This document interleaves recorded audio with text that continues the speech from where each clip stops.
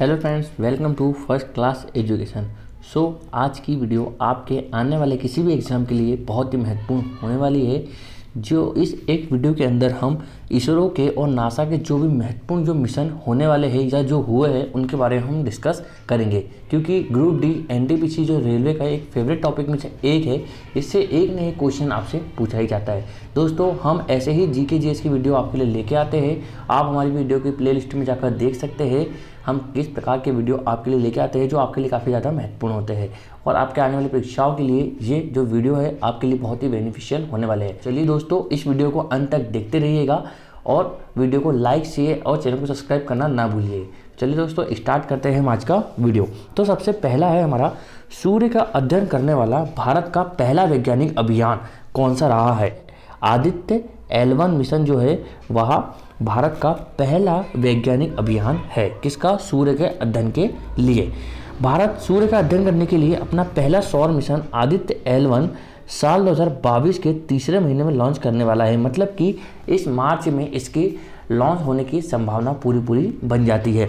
Aditya L1 जो है वह पृथ्वी से 15 लाख किलोमीटर दूर लैलिंग्रीन पॉइंट L1 के चारों ओर प्रभामंडल की कक्षा में प्रवेश कराया जाएगा, ताकि बिना किसी बाधा के या ग्रहण के निरंतर सूर्य का प्रक्षेपण करते रहेगा। आप फोटो में इस प्रकार देख सकते हैं कि यह सूर्य के किस प्रकार चक्कर लगाएगा।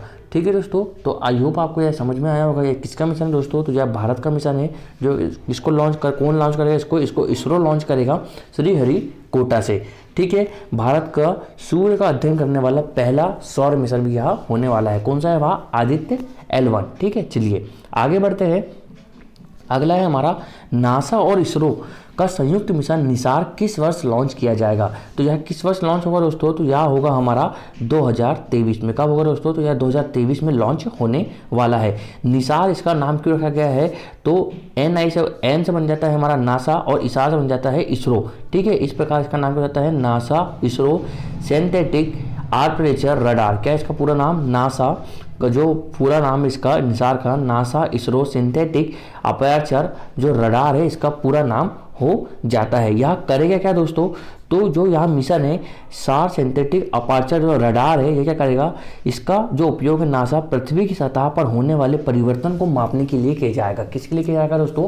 पृथ्वी की सतह पर होने वाले जो परिवर्तन है उसके लिए यह किया जाएगा। और इसके क्या क्या लक्ष्य रखा गया है दोस्तों? तो पृथ्वी की सतह पर होने वाले सूक्ष्म परिवर्तनों की निगरानी करना, संभावित ज्वालामुखी विस्फोटों में चेतावनी देना, भूजल आपूर्ति की निगरानी में मदद करना और बर्फ की चादरों को पिघलने पर निगरानी रखना। जो बर्फ होते हैं जो पिघलते हैं उस पर भी निगरानी रखी जाए, ताकि सुनामी या तूफान आने में रोकने में संभावना बढ़ सके। ठीक है दोस्तों, चलिए ये क्या था दोस्तों? निसार था। किसका है यार? तो यहाँ इसरो और नासा का मिलके मिशन किया गया जा रहा है। ठीक है, चलिए अगला है हमारा कि लूसी मिशन। आपने इसके बारे में बहुत सुना होगा, लूसी मिशन। तो लूसी मिशन भी किसका है दोस्तों? तो यह भी नासा का है। किसका दोस्तों? यह भी नासा का हो जाता है। अक्टूबर 2021 में नासा ने बृहस्पति के ट्रोजन क्षुद्र ग्रह का अध्ययन करने के लिए अपनी तरह का पहला जो मिशन है वह लॉन्च किया। कौन सा था? वह लूसी मिशन। किसका अध्ययन करने के लिए दोस्तों? तो जो बृहस्पति के पास जो ट्रोजन है क्षुद्र ग्रह की जो पट्टी है, ठीक है, उसका अध्ययन करने के लिए जुपिटर के जो ट्रोजन है उसका अध्ययन करने के लिए लूसी मिशन को लॉन्च किया गया है। जो नासा है, नासा ने बृहस्पति के जो ट्रोजन है उसका अध्ययन करने के लिए इसको लॉन्च किया। और जहाँ इसका जो जीवन काल है किसका? लूसी मिशन का, वह कितने साल का है दोस्तों? तो यहाँ 12 साल का इसका जीवन काल हो जाता है। कितने साल का दोस्तों? 12 साल का। ठीक है, चलिए आगे बढ़ते हैं।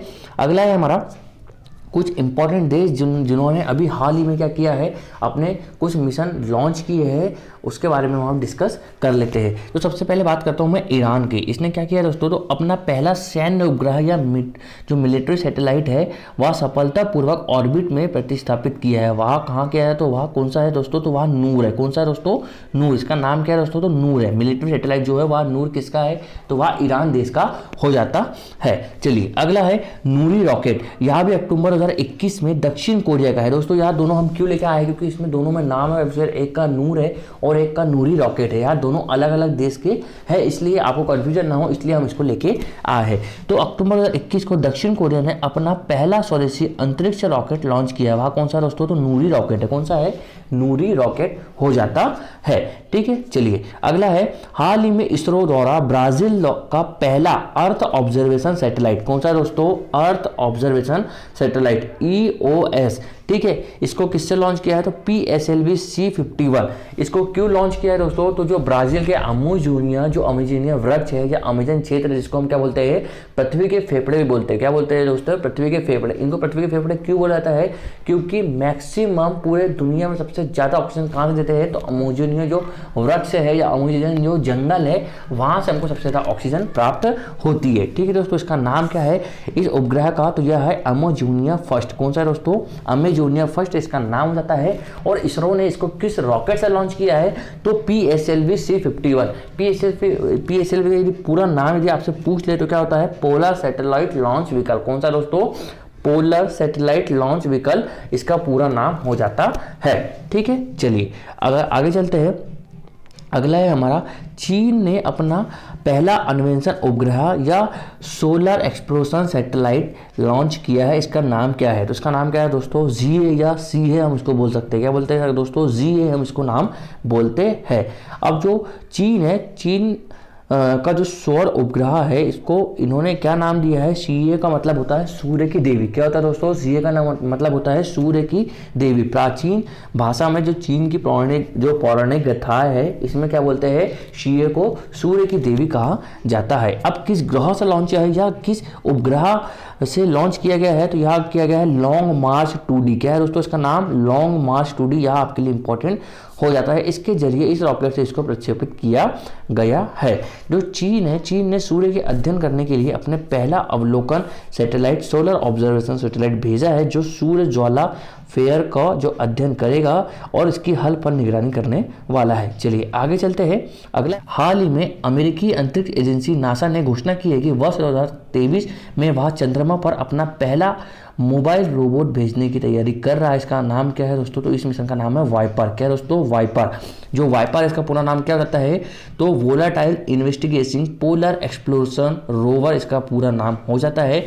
और यह चंद्रमा की जो सतह है उसके अंदर बर्फ तथा अन्य प्राकृतिक संसाधनों की तलाश करने के लिए वाइपर को भेजा जा रहा है। चलिए नेक्स्ट है हमारा चंद्रयान मिशन। अब भारत के बारे में बात कर लेते हैं। इसरो के चंद्रयान मिशन, चंद्रयान 1, चंद्रयान 2 और चंद्रयान 3 जो अभी हाल ही में लॉन्च होने वाले हैं। तो चंद्रयान फर्स्ट के बारे में बात करूं मैं, तो चंद्रयान फर्स्ट कब लॉन्च हुआ था दोस्तों, तो यह होता है अक्टूबर 22, 2008 को। कब होता है दोस्तों, अक्टूबर 22, 2008 को लॉन्च होता है। और पहले चंद्र मिशन के तहत चंद्रयान फर्स्ट को सफलतापूर्वक प्रक्षेपित किया गया था। किससे किया गया था, किस रॉकेट के तहत किया गया था, तो PSLV C51 रॉकेट के तहत इसको क्या किया गया था, प्रक्षेपित किया गया था। कहाँ से किया गया था ये पूछ ले, तो सतीश धवन अंतरिक्ष केंद्र श्रीहरिकोटा से इसको लॉन्च किया गया था।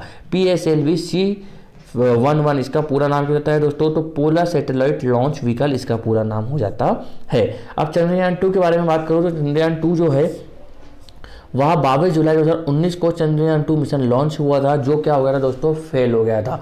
जो अपनी चंद्रयान की जो कक्षा में प्रवेश करते करते क्या हो गया था, फेल हो गया था। ठीक है, चंद्रयान 2 का जो प्रक्षेपण है श्रीहरिकोटा के सतीश धवन अंतरिक्ष केंद्र से किया गया था।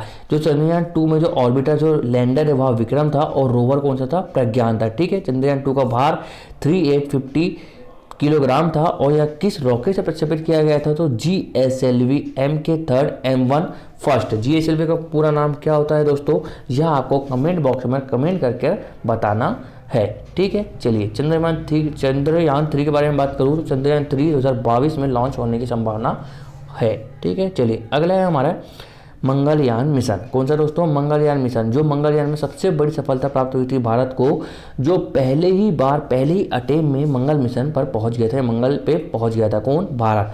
तो 5 नवंबर 2013 को आंध्र प्रदेश के श्रीहरिकोटा स्थित सतीश धवन अंतरिक्ष केंद्र से लॉन्च हुआ था। रॉकेट कौन सा था, वह PSLV XLC25। कौन सा था, PSLV C25 भी हम इसको बोल सकते हैं।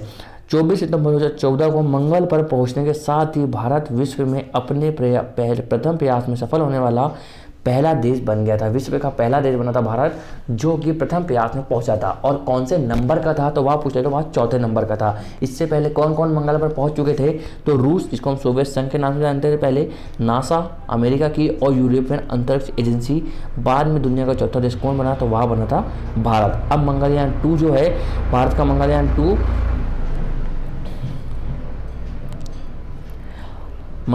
भारत का मंगलयान के बाद मंगल ग्रह के लिए दूसरा मिशन होने वाला है। और भारतीय अंतरिक्ष अनुसंधान इसरो द्वारा मंगल ग्रह के मिशन को 2024 तक के लॉन्च करने की पूरी संभावना हो जाती है। अब कुछ महत्वपूर्ण क्वेश्चन है आप लोग के लिए जो आपको बताना है, ठीक है। चलिए हम यहाँ से अगला क्वेश्चन है हमारा कि किस स्पेस एजेंसी ने दुनिया के पहले लकड़ी उपग्रह को लॉन्च किया है। तो यहाँ पे आपके लिए इंपॉर्टेंट है, जो यूरोपियन स्पेस एजेंसी है ESA, कौन सी दोस्तों, ESA, यूरोपीय अंतरिक्ष एजेंसी। यहाँ दुनिया का पहली ऐसी एजेंसी बन गई है जिसने लकड़ी का उपग्रह लॉन्च किया है, ठीक है। कहाँ से करेंगे, तो वहाँ न्यूजीलैंड से लॉन्च करने वाली है। अब किस रॉकेट से करेंगे, तो वह है रॉकेट लैब इलेक्ट्रॉन रॉकेट, इसका नाम है क्या है, इलेक्ट्रॉन रॉकेट इसका नाम हो जाता है, जिससे यह लॉन्च करने वाले हैं। जो यह उपग्रह है वीसावुडसैट, कौन सा है, वीसावुडसैट एक नैनो उपग्रह है। इसका प्रत्येक जो पक्ष लंबाई ऊंचाई चौड़ाई है वह कितनी है, 10 सेंटीमीटर इसकी लंबाई ऊंचाई और चौड़ाई हो जाती है, ठीक है। आई होप आपको यह समझ में आया होगा। चलिए अगला है हमारा, नासा के द्वारा शनि ग्रह के चंद्रमा टाइटन रोबोटिक ड्रोन भेजने की योजना कर रहा है। इसका नाम क्या है दोस्तों, तो ड्रैगन फ्लाई इसका नाम हो जाता है। और 2027 तक के इसको भेजने का लक्ष्य रखा गया है। जो ड्रैगन फ्लाई मिशन जो है वह शनि के उपग्रह पर अतीत के जीवन की संभावनाओं का अध्ययन करेगा, ठीक है। चलिए नेक्स्ट है, नासा के आगामी चंद्रमा मिशन का नाम क्या है, तो दोस्तों वह है आर्टेमिस मिशन। कौन सा दोस्तों, आर्टेमिस मिशन। इस मिशन को 2024 तक के लॉन्च करने की संभावना है। इस मिशन का लक्ष्य चंद्रमा की दक्षिणी ध्रुव सहित चंद्रमा की सतह एवं अन्य जगह पर अंतरिक्ष यात्रियों को उतारना है। इस मिशन के द्वारा चंद्रमा पर पहली महिला भेजने की भी योजना बनाई जा रही है। कौन सा मिशन है, वह है आर्टेमिस मिशन, ठीक है। चलिए अगला है शुक्र के वातावरण। अगला हमारा शुक्र के वातावरण का अध्ययन करने के लिए इसरो द्वारा प्रस्तावित 2024-2026 तक कौन सा मिशन लॉन्च किया जाएगा, तो वह है शुक्रयान। कौन सा दोस्तों, तो वह है शुक्रयान, जो इसरो इसको लॉन्च करेगा। किस देश ने 2023 तक चंद्रमा पर पहुंचने के लिए पहले चंद्रमा मिशन घोषणा की है, तो वह है तुर्की ने। किसने की दोस्तों, तो वह तुर्की देश ने की है, ठीक है। चलिए होप मिशन के बारे में बात कर लेते हैं। तो होप मिशन संयुक्त अरब अमीरात का पहला मार्स मिशन है जो कि मंगल की कक्षा में प्रवेश कर चुका है। 9 फरवरी 2021 को यह मंगल की कक्षा में प्रवेश कर चुका है, ठीक है दोस्तों। चलिए एक लास्ट है, किस स्पेस एजेंसी ने एक साथ 143 सैटेलाइट छोड़कर इसरो के रिकॉर्ड को तोड़ दिया था, तो वह कौन सी एजेंसी है, स्पेस एक्स, जिसके मालिक कौन है दोस्तों, तो अलोन मस्क है। कौन है दोस्तों, तो अलोन मस्क जो है इसके जो होता है मालिक हो जाते हैं स्पेस एक्स के, जिन्होंने 143 सैटेलाइट छोड़कर इसरो का जो रिकॉर्ड था 104 सैटेलाइट का वह तोड़ दिया है। इसरो ने 2017 में यह रिकॉर्ड बनाया था। और स्पेस एक्स ने किस रॉकेट से इसका रिकॉर्ड तोड़ा है, तो फाल्कन 9 से इसका रिकॉर्ड तोड़ा है। फाल्कन 9 का संबंध किससे होता है, यदि पूछ ले तो किससे होता है दोस्तों, तो स्पेस एक्स कंपनी से इसका संबंध हो जाता है। दोस्तों आज के वीडियो में यहीं तक रखते हैं। आई होप आपको सारी चीज़ें समझ में आएंगी। हो आपको हमारा वीडियो अच्छा लगता है कि ज़्यादा लोगों में शेयर करिए, वीडियो को लाइक करिए और चैनल को सब्सक्राइब कर लीजिए। थैंक यू सो मच दोस्तों।